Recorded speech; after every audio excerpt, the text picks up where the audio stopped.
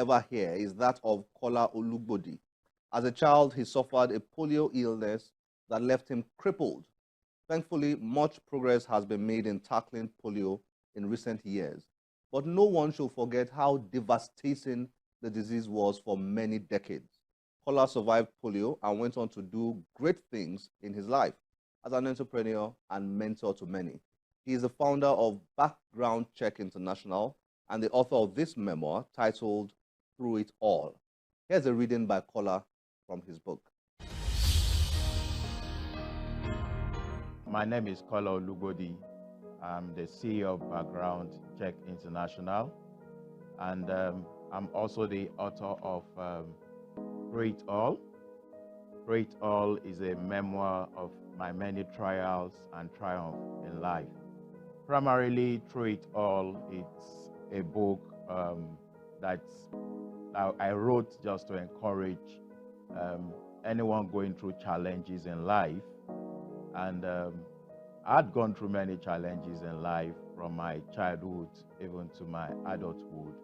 And my first challenge in life started with my battle with polio.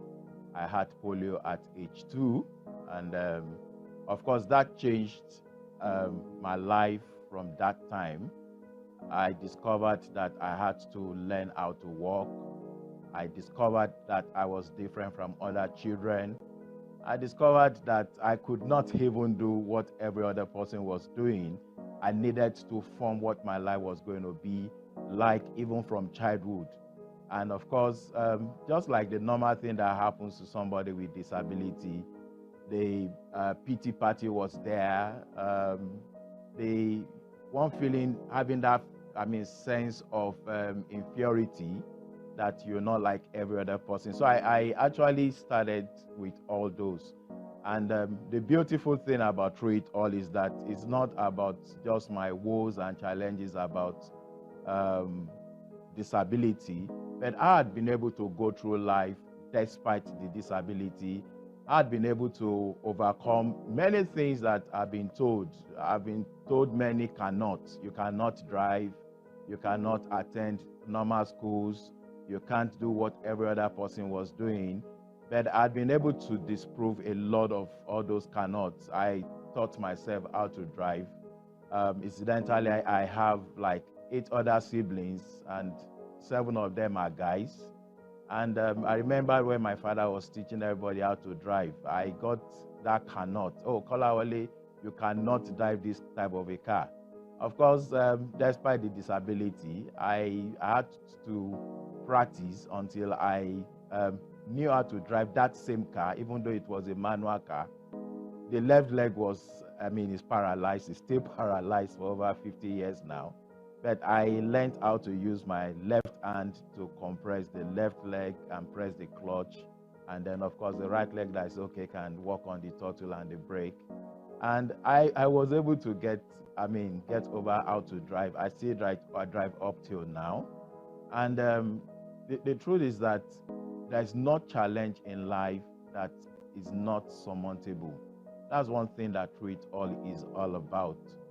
So Through It All is just to let people know how you can overcome your challenges in life, many challenges, and become who you are created to be in this world. I'm going to be reading part of my book, Through It All. It's going to be from the 2nd chapter of the book, which I actually titled The Masquerade Episode.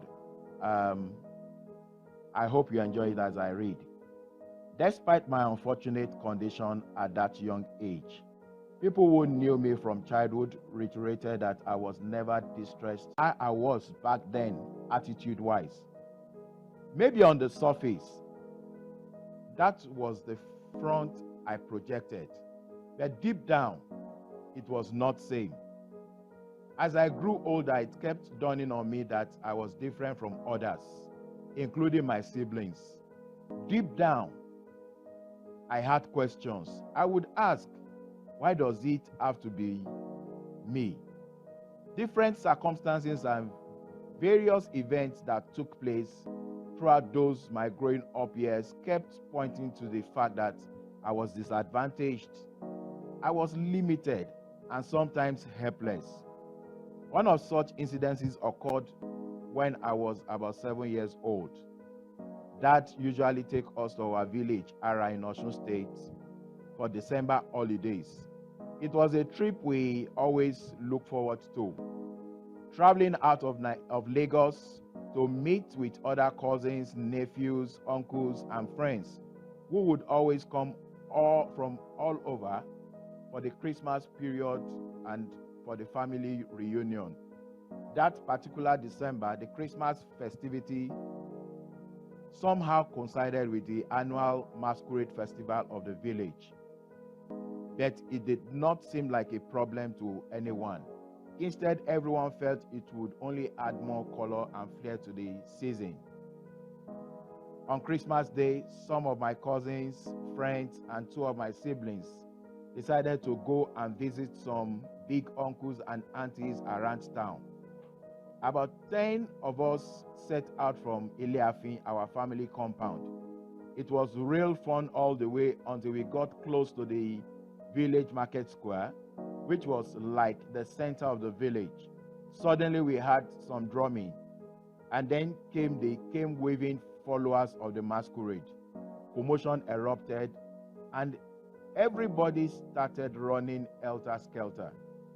I was terrified. And so were my cousins, brothers, and friends, who all took to their heels, fleeing in different directions.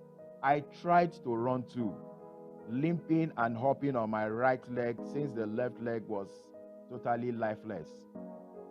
I did run, but not fast enough to prevent the highly feared masquerade from catching up with me. As the sound of the drums accompanying the masked one drew nearer and nearer, I broke down in tears, crying and screaming to my relatives to wait for me and help me escape from the masquerade. No one stopped. None came to my rescue. Everyone was after their own safety. Something gave way inside of me that day, as it dawned on me that my destiny in life would not be dependent on anyone else but me, not even my very close family members or friends. I cried bitterly, not because of the masquerade anymore, but because of the sense of betrayal that I felt.